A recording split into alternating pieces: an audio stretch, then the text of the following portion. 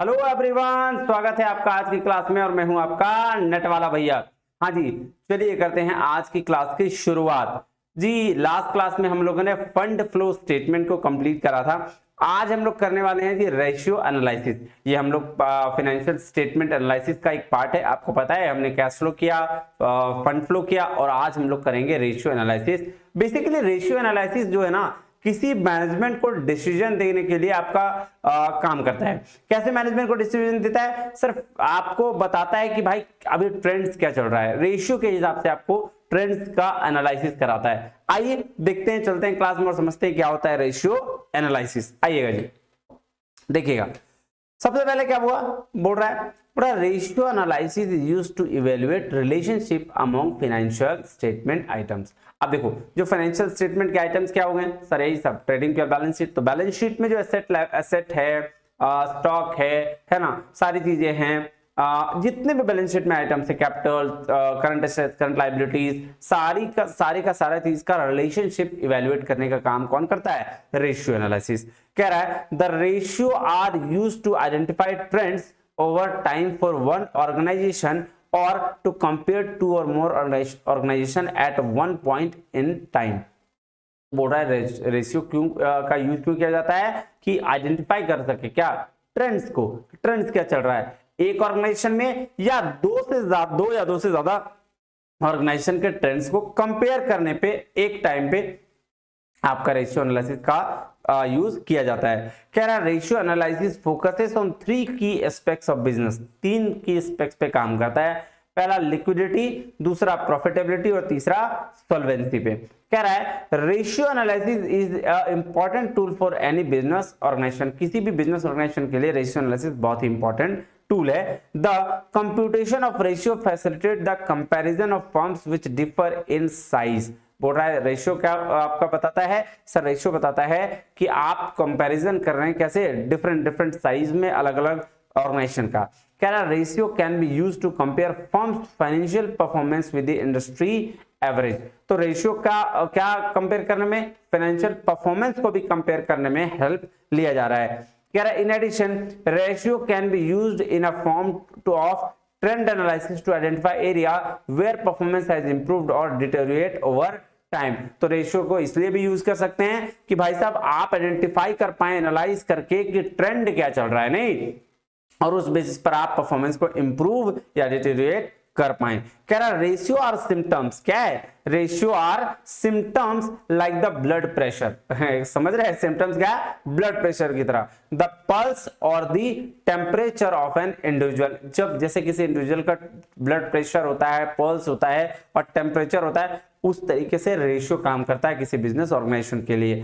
कह रहा है just as in the case of an individual, a doctor or a valid reading pulse of a patient or by studying the blood pressure or the temperature of a patient can diagnose the cause of his ailment, so also a financial analyst through ratio analysis of the employment of resources and its overall financial position। बोल रहा है जिस प्रकार से एक doctor आपके नब्ज को देखकर, आपके टेम्परेचर को देखकर आपके बारे में जानकारी बता सकता है, उसी तरह से एक फाइनेंशियल एनालिसिस्ट है जो आपका ऑर्गेनाइजेशन में रेशियो एनालिसिस चेक करके वो सारे फाइनेंशियल पोजीशंस को बता सकता है, उसके एनालिसिस करके कंप्लीटली कर सकता है। कह रहा है just as in the medical science the symptoms are passive factors to diagnose them properly depends upon the efficiency and the expertise of the doctor, so also the derive right conclusion from the ratio analysis will depend upon the efficiency and depth of understanding of the financial analyst। सीधा सीधी बोल रहा भाई साहब, जितना पुराना doctor उतना अच्छा इलाज। उसी तरीके से जितनी अच्छा और एफिशिएंसी के साथ फाइनेंशियल एनालिस्ट लेंगे, उतनी अच्छी तरीके से आपका कंक्लूजन रेशियो एनालिसिस का बन पाएगा। क्लियर है बात? हाँ जी सर।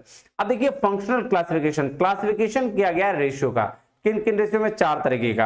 आइए, the classification of ratio according to the purpose of its computation is known as functional classification. काम के बेसिस पर क्लासिफिकेशन के ratio on the basis of ratio are categorised follow. 4 तरीके की। पहला कौन? प्रॉफिटेबिलिटी रेशियो, जो प्रॉफिट के लिए रेशियो निकाला जाता है। कह रहा है profitability ratio gives some yardstick to measure the profit in relative terms with reference to sales, assets, capital employed, and these ratio highlights the end result of the business activities, the main objective to judge the efficiency of the business। तो profitability ratio किसके लिए निकालता है profitability ratio? Sales से लेकर, asset से लेकर, capital employed से लेकर। और ये क्यों किया जाता है? इसका ऑब्जेक्टिव क्या है कि इफिशिएंसी ऑफ द बिजनेस को जज करना।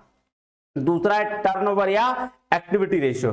टर्नओवर रेशियो होता है टर्नओवर के लिए, कह रहा है these ratio are used to measure the effectiveness of use of capital and asset in the business, की कितना बिजनेस में कैपिटल और एसेट यूज हुआ है। कह रहा है these ratios are usually calculated on the basis of sales और cost of goods sold or they express integer rather than as percentage. बोल रहा है क्या रेशियो कैसे यूज करते हैं? On the basis of sales या कॉस्ट ऑफ गुड्स सोल्ड। ठीक है, हाँ जी सर। उसके बाद है फाइनेंशियल रेशियो। फाइनेंशियल रेशियो या सॉल्वेंसी रेशियो इसको भी कह सकते हैं। क्लियर बात? हाँ जी सर। दो तरीके की रेशियो इसमें भी होती है। कह रहा है दीज रेशियो आर कैलकुलेटेड जज the financial position of the organisation from short term as well as long term solvency point of view. बोल रहा है भाई साहब इससे ना हम फाइनेंशियल पोजीशन दोनों को देख सकते हैं कि भाई कितना सॉल्वेंट है, शॉर्ट टर्म में भी और लॉन्ग टर्म में भी। दस इट कैन बी सब divided into short term solvency ratio, जिसको हम लोग लिक्विडिटी रेशियो के नाम से जानते हैं। तो क्या शॉर्ट टर्म सॉल्वेंसी रेशियो को क्या लिक्विडिटी रेशियो बोलेंगे, और लॉन्ग टर्म सॉल्वेंसी रेशियो को क्या बोलेंगे सर? तो इसको कैपिटल स्ट्रक्चर रेशियो बोलेंगे। क्लियर बात? तो फाइनेंशियल रेशियो या सॉल्वेंसी रेशियो में दो तरह के रेशियो, शॉर्ट टर्म या लॉन्ग टर्म। शॉर्ट टर्म को हम लोग लिक्विडिटी रेशियो बोलेंगे या फिर लॉन्ग टर्म को कैपिटल स्ट्रक्चर रेशियो कहेंगे। देखिए उसके बाद है जी मार्केट टेस्ट रेशियो। यहाँ मार्केट टेस्ट के लिए होता है these are course of course some profitability ratio having a bearing on the market values of the shares. Clear है बाबा? हाँ जी। आइए एक एक करके हम सारा रेशियोज को समझेंगे। देखिए बेसिकली इसमें आपको प्रैक्टिकली पूछा जाता है, तो आपको इसमें सिर्फ आपको क्या क्या याद करना है? फॉर्मूला याद करना है। अगर आपने फॉर्मूला याद कर लिया क्वेश्चन तुरंत बनेगा, पुट वैल्यू से बनता है क्वेश्चन। क्लियर है? हाँ जी सर। आइए क्या बोल रहा है देखते हैं। कह रहा है financial statement of a firm are analysed for ascertaining its profitability as well as financial position. तो फाइनेंशियल स्टेटमेंट क्यों एनालाइज किया जाता है भाई? असरटेन करने के लिए क्या? प्रॉफिटेबिलिटी और फाइनेंशियल पोजीशन। प्रॉफिटेबिलिटी के लिए प्रॉफिट एंड लॉस अकाउंट बनते हैं और फाइनेंशियल पोजीशन के लिए बैलेंस शीट बनाया जाता है। कह रहा है a firm is said to be financially sound provided if it is capable of meeting its commitment both short term and long term। बोल रहा है फर्म को हम फाइनेंशियली साउंड प्रोवाइडेड तब कहते हैं, फाइनेंशियली साउंड तब कहते हैं जब वो कैपेबल हो क्या कि अपने कमिटमेंट्स को पूरा करने में शॉर्ट टर्म और लॉन्ग टर्म दोनों में। ऐसा नहीं कि कोई एक आया बोल रहा भाई शॉर्ट टर्म में तो बेनिफिट दे रहे हैं, लॉन्ग टर्म में टेंडर फीस, ऐसा नहीं होना चाहिए। शॉर्ट टर्म लॉन्ग टर्म दोनों के लिए होना चाहिए। कह रहा है accordingly the ratio to be computed for judging the financial position are also known as solvency ratio. तो रेशियो जो कंप्यूट किया जाता है फाइनेंशियल पोजीशन को जज करने के लिए उसको हम लोग सॉल्वेंसी रेशियो भी कहते हैं। And those ratio which are computed for short term solvency are known as liquidity ratio. तो शॉर्ट टर्म के लिए वो तो हम लोग बता दिया लिक्विडिटी रेशियो, लॉन्ग टर्म के लिए इसको बोलते हैं सॉल्वेंसी रेशियो, जिसको हम लोग कैपिटल स्ट्रक्चर रेशियो भी कहते हैं। क्लियर है? अब आइए शॉर्ट टर्म सॉल्वेंसी रेशियो या लिक्विडिटी रेशियो का क्या क्या निकलता है ध्यान दीजिएगा। तो बोल रहा है लिक्विडिटी रेशियो। लिक्विडिटी रेशियो क्या है? कह रहे हैं short period of firm should be also should be able to meet its all short term obligation. बोल रहा है लिक्विडिटी रेशियो में शॉर्ट टर्म पीरियड में आपको फर्म के शॉर्ट टर्म ऑब्लिगेशन से भी मीट करना चाहिए। क्या? करंट लायबिलिटी और प्रोविजंस क्या है वो देखना चाहिए। Current is current asset that is yield funds in the short period. Current assets are those assets which firm can convert into cash with in 1 year and in short run. तो current assets को हमको पता है कि एक साल के अंदर जो हम लोग कन्वर्ट कर सकते हैं कैश में। Current assets should not only yield sufficient fund to meet current liabilities as they fall due but enable the firm carry to its one day and activities. The ratio to test short term solvency liquidity current position of enterprise mainly showing। देखिए current ratio का मतलब होता है क्या? Current assets divide by current liabilities. तो current ये ध्यान रखिएगा क्या बोल रहा है। Current ratio also known as the working capital ratio and the most widely used ratio. It is the ratio of total current asset with the current liabilities. It is calculated dividing the current asset by the current liability. तो ये simple है। Current asset का ratio मतलब sir current asset बटा current liabilities. ये बहुत basic चीज है, इसको छोड़िए।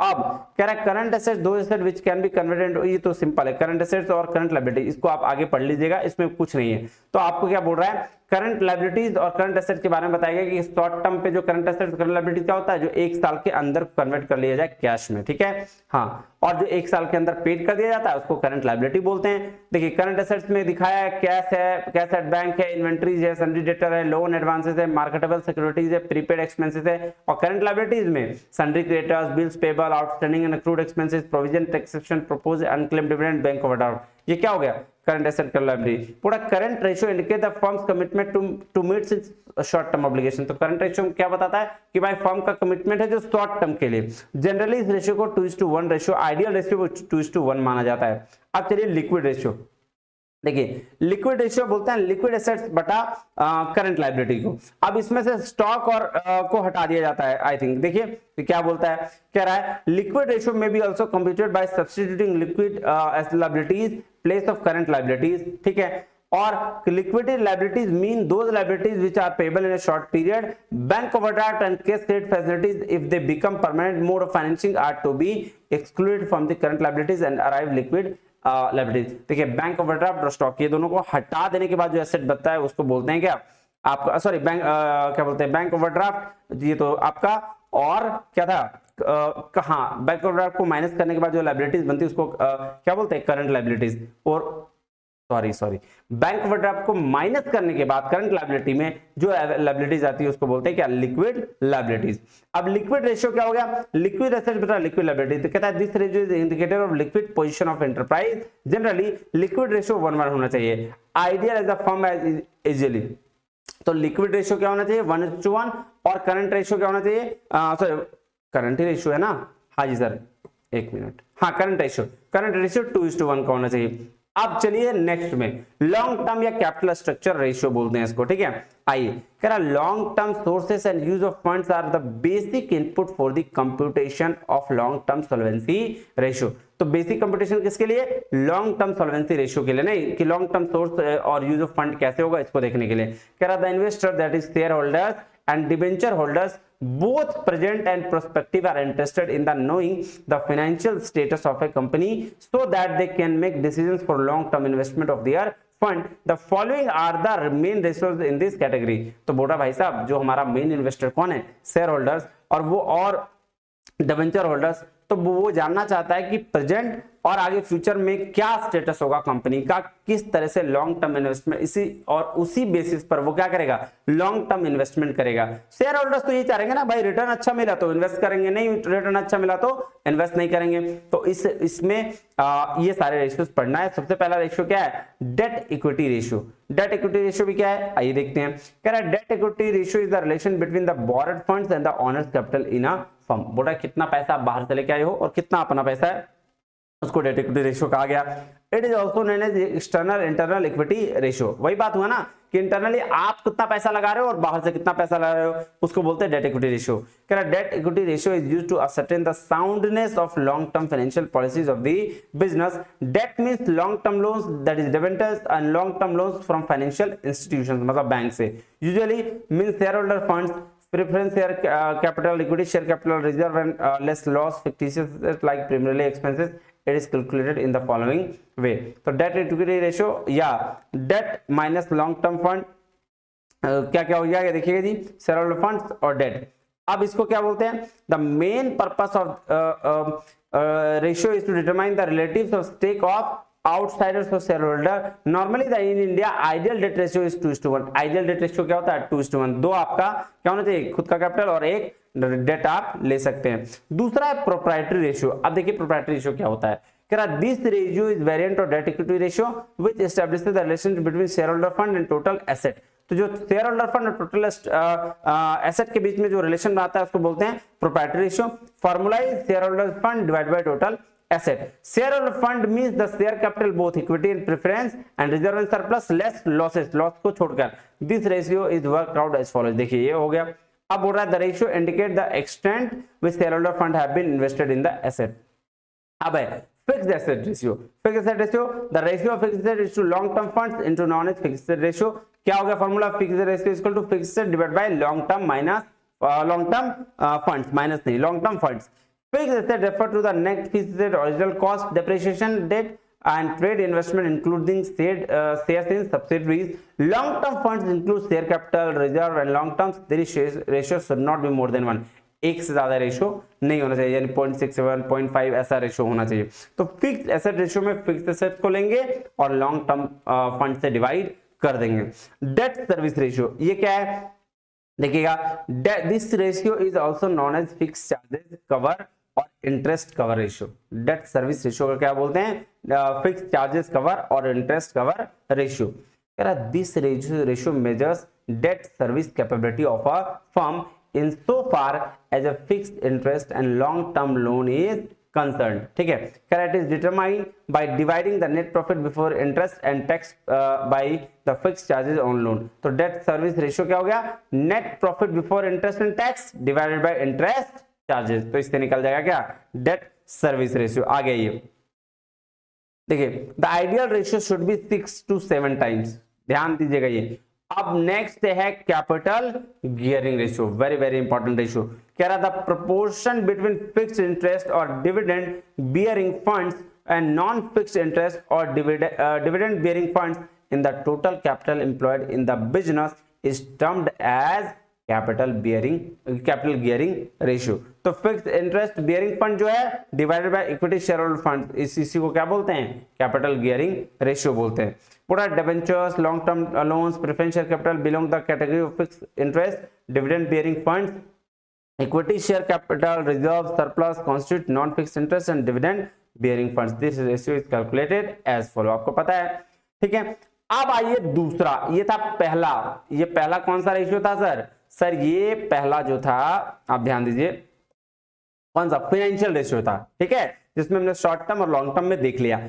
अब दूसरा रेशियो है प्रॉफिटेबिलिटी रेशियो, इसको भी ध्यान से देखिए सर, ये बड़ा इजी है, सबसे इजीएस्ट रेशियो यही है, ग्रॉस प्रॉफिट रेशियो। तो क्या बोला, ग्रॉस प्रॉफिट रेशियो है gross margin profit ratio express the relationship gross profit to the net sales और टर्नओवर। तो जितना ग्रॉस प्रॉफिट है डिवाइडेड बाय कितना, नेट सेल्स इनटू 100 कर दोगे तो आपका ग्रॉस प्रॉफिट रेशियो निकल जाएगा। कह रहा gross profit is the excess of proceeds of goods sold and services rendered during a period over their cost before considering administration, selling and distribution financing charges। तो भाई साहब ये बोल रहा है ग्रॉस प्रॉफिट का क्या मतलब, जो ग्रॉस प्रॉफिट आएगा, ग्रॉस प्रॉफिट क्या है, एक्सेस ऑफ जो गुड्स सोल्ड हुआ, ठीक है, और पीरियड ऑफ दियर कॉस्ट में जो आया, तो gross profit divided by net sales, जो नेट सेल्स हुआ एक्चुअली जो आपने बेचा उसको 100 से इनटू मल्टीप्लाई कर दीजिए, आपका आ जाएगा।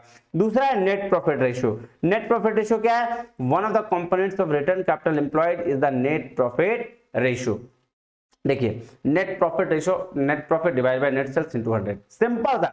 तो नेट प्रॉफिट कैसे निकालना, ये तो मैं नहीं बताऊं, इतना ही चीज तो आपको पता ही होगा। दूसरी तरह से है नेट ऑपरेटिंग प्रॉफिट रेशियो, जिसमें हम लोग नेट ऑपरेटिंग प्रॉफिट और EBIT divide by net sales into 100 कर देते हैं। अब देखिए क्या बोल रहा है, ये बोल रहा है this ratio measures the rate of net profit earn on sales, जो सेल्स पर नेट प्रॉफिट हुआ है उसको मेजर्स करता है। कह रहा है it helps in determining the overall efficiency of the business operation, जो भी बिजनेस ऑपरेशन में उसमें ओवरऑल एफिशिएंसी को मेजर करने में ये हेल्प करता है। An increase in this ratio over the previous year shows improvement in the overall efficiency and profitability of the business. अगर ये रेशियो इंक्रीज करता है आपका पिछले रेशियो से, तो बताता है कि भाई आपका बिजनेस जो ओवरऑल एफिशिएंट हो रहा है और प्रॉफिटेबिलिटी बढ़ रही है। अब तीसरा है ऑपरेटिंग रेशियो, ध्यान दीजिएगा ऑपरेटिंग रेशियो में क्या क्या आएगा सर, ऑपरेटिंग रेशियो में जो ऑपरेशंस में सारी चीज आती है सेल्स के बाद नहीं, जैसे the ratio of operating expenses that is material used, labour, factory overheads, office and selling expenses to sales is the operating ratio. तो ऑपरेटिंग रेशियो मतलब जो ऑपरेट कर रहा है नहीं सारा सेल्स के बाद, जैसे जो मटेरियल लगा, जो लेबर लगा, जो फैक्ट्री के बाहर के खर्चे हो गए, ऑफिस और सेलिंग का डिस्ट्रीब्यूशन एक्सपेंसेस हो गया, उसको लेकर जो भी आपका रेशियो निकालना है सेल्स से, उसको हम लोग बोलते हैं ऑपरेटिंग रेशियो। ठीक है, the major component of cost material, labour and overheads, therefore it is worthwhile classified the cost ratio as. तो मटेरियल कॉस्ट रेशियो फार्मूला, जितना मटेरियल लगा सेल्स से डिवाइड करो इनटू 100 कर दो। लेबर कॉस्ट का रेशियो निकालना है तो labour cost divide by sales कर दो इनटू 100 कर दो। फैक्ट्री ओवरहेड का कॉस्ट निकालना है रेशियो, तो ओवरहेड कॉस्ट करो सेल्स इनटू 100। भाई सब सीधा सीधी बात बताऊं तो इसको ऐसा लिख दो, operating cost divided by sales into 100। चाहे ये सारा ऑपरेटिंग कॉस्ट का ही पार्ट है ना।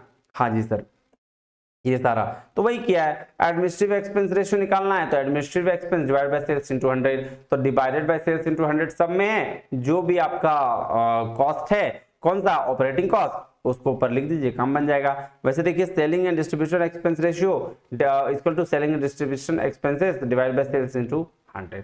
क्लियर है बात? हाँ जी सर। अब चलते हैं तीसरा एक्टिविटी या रेशियो जिसको बोलते हैं टर्नओवर रेशियो, ठीक है। हाँ जी सर, आइए एक एक करके इसको भी समझते हैं। कह रहा है the ratio used to measure the effectiveness of the employment of the resources are termed as activity ratio. क्या बोला? जो मेजर करते हैं एम्प्लॉयमेंट ऑफ रिसोर्सेस को है किसी ऑर्गेनाइजेशन में, उसको हम लोग एक्टिविटी रेशियो बोलते हैं। कह रहा है since these ratio relate to the use of asset for the generation of income through turnover, they are also known that turnover ratio. तो अच्छा देखिए इस रेशियो को हम लोग रिलेट कर सकते हैं कि एसेट कितना जनरेशन में एसेट कितना इनकम हुआ, इनकम का जनरेशन एक्चुअली कितना हुआ, कितना इनकम जनरेट किया, इसीलिए इसको टर्नओवर रेशियो भी कहा जाता है। अब देखिए कैपिटल टर्नओवर रेशियो जिसको sales to capital employed ratio भी कहते हैं, कहता है this ratio shows the efficiency of capital employed in the business and it is calculated follow. तो कैपिटल टर्नओवर रेशियो का क्या हो गया? Net sales divided by capital employed, the higher ratio greater are the profits.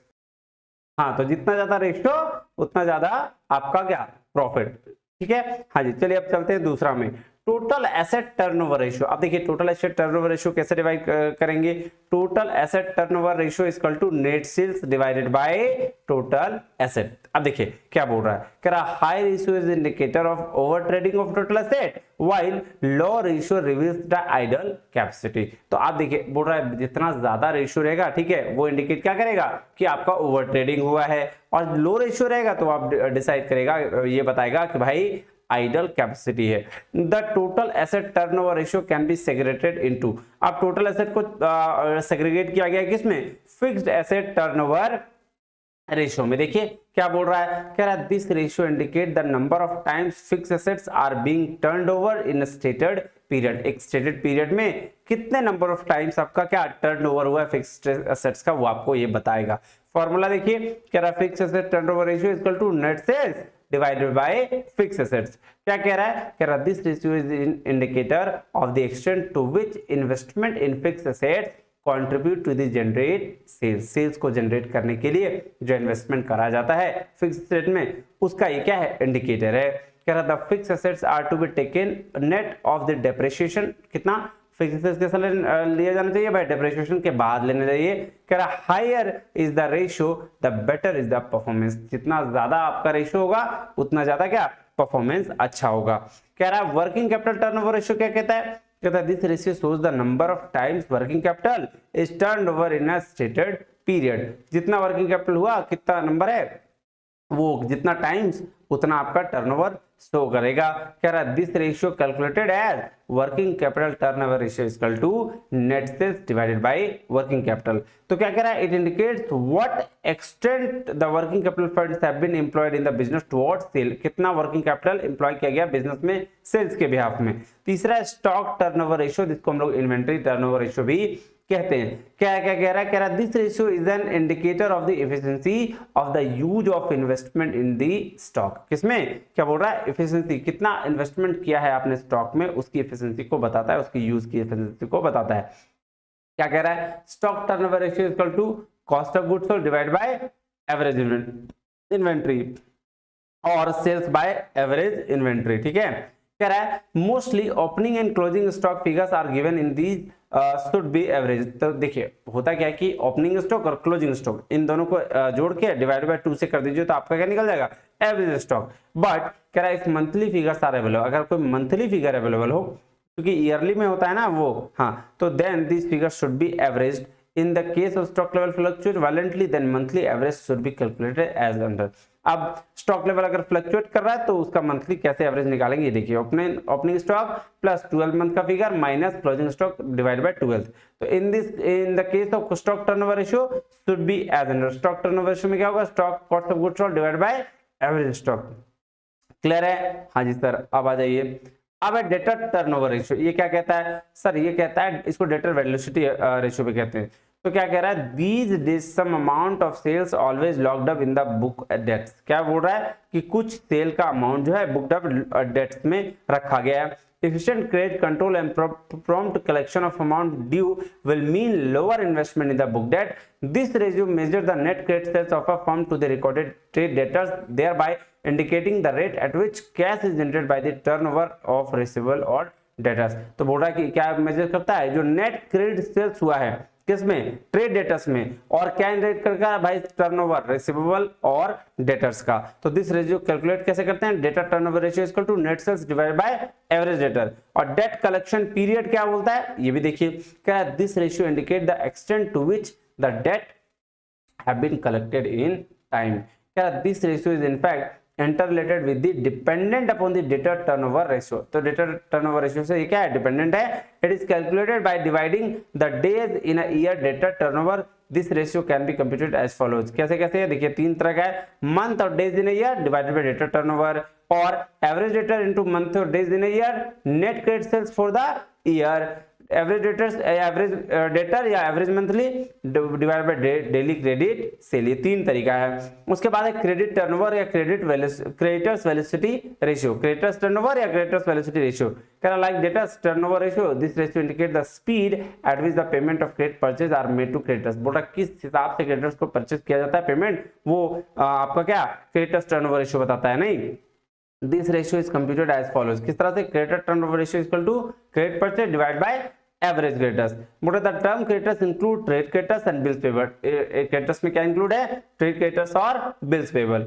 In the case details regarding credit purchase, opening and closing balance of creditors are not available, then instead of credit purchase, total purchase may be taken in the place of average creditors, the balance available may be substituted। बोल रहे देखिए credit purchase अगर available नहीं है, ठीक है, तो आप टोटल परचेज को कंसीडर कर लीजिए। ठीक है, ठीक बात, हाँ जी सर। आइए अब चलते हैं जी मार्केट टेस्ट रेशियो में। क्या बोल रहा है, क्या these ratio are calculated generally in the case of such companies whose share and stock are traded in the stock exchange. तो मार्केट टेस्ट रेशियो कहां कैलकुलेट किया जाता है, वैसे कंपनीज का किया जाता है जिसका शेयर और स्टॉक, क्या शेयर और क्या स्टॉक ट्रेड कहां हो रहा है, स्टॉक एक्सचेंज में। क्लियर है, हाँ जी।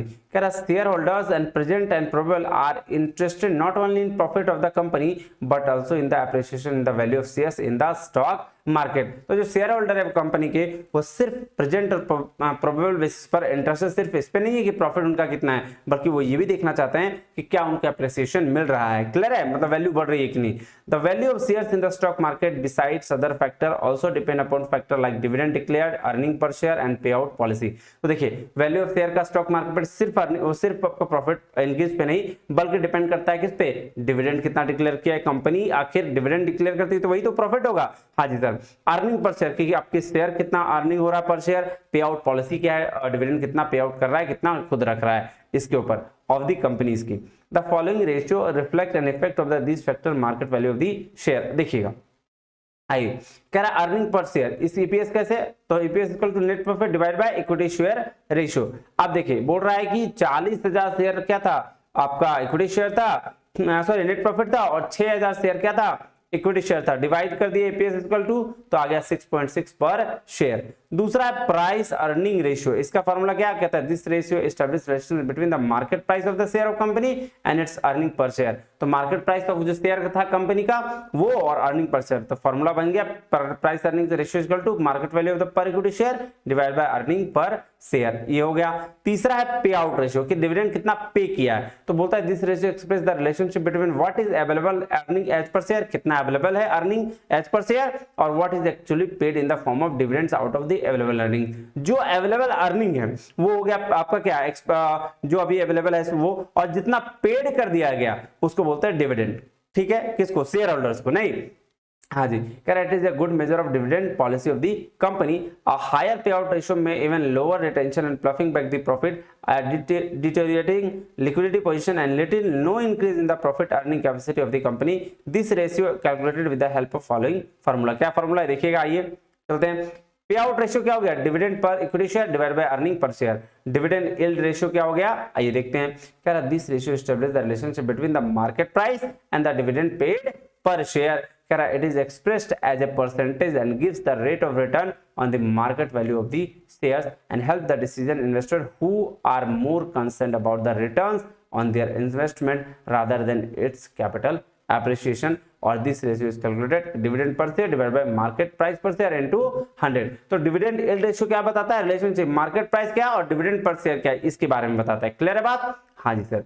चलिए तो मिलते हैं अगले वीडियो में। अभी हमने 3 चीज पढ़ लिया क्या सर, फाइनेंशियल स्टेटमेंट एनालिसिस कर रहे थे, इसमें हमने कैश फ्लो पढ़ा, फंड फ्लो पढ़ा और रेशियो एनालिसिस भी आज कंप्लीट कर लिया। मिलते हैं अगले वीडियो में और पढ़ेंगे हम लोग ह्यूमन रिसोर्स अकाउंटिंग। तब तक के लिए बहुत बहुत धन्यवाद। Thank you very much. जय हिंद।